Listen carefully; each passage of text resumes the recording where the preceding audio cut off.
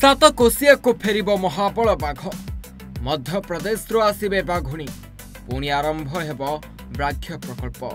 हाँ आज्ञा अनुगुल सातकोशिया अभयारण्य को पुणी फेरिबे महाबल बाघ पुणी खूब शीघ्र आरंभ हेब व्याघ्र प्रकल्प। मध्य प्रदेश 15टी बाघुणी आसवाकू एनटीसीए पक्षरु अनुमति मिली। तेबे एथिपाई 15टी सर्भे रखिछि national tiger conservation authority.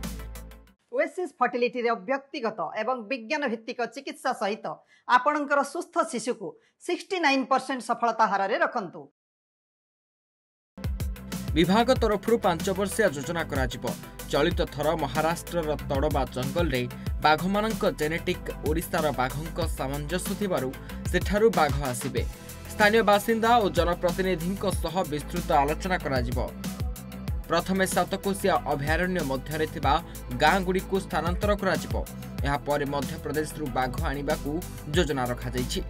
Core area रु समस्त जनबसति खाली करा जाइछि। बफर एरिया रु 6टी गाँ खाली होइतिबा बेले आउ किछि गाँ खाली कराजिबो। एवं जनसाधारण को विरोध जगू से अभयारण्य भितरे आउ बाघ छड़ा जाय नथला एवं सुंदरी को कॉरिडोर एक कोन व्याघ्र कॉरिडोर करा जाय रखा जाय ताकू पुणी मध्य प्रदेश को मध्य फेरे दिया जायथला। सेही भली परिस्थिति न उपजु एथिपाई कहा जाउची कारण प्रथमे जनसाधारण को जीवन जीविका को ध्यान दिया जाऊ एवं तापरे बाघ आनी छड़ा जाऊ नहले बाघ मनीष लड़ाई रे पुनर्बार 2017 परिस्थिति सृष्टि हेई पारे बोली आमे आशा रखुचु एवं विश्वास रखुचु। एवं बाघ सुरक्षा केवल वन विभाग नुहे यह समस्त को नहीं वन विभाग कार्य करार आवश्यकता रही एवं ब्रिटिश अमलर जो आईन रही आधार कर वन विभाग जो कार्यक्रम करुच्ची ता द्वारा वन विभाग फेल मारुची एवं सबू लोक को सांगर नहीं काम कले ये सफल हम नचेत सफल हम आशा क्षीण।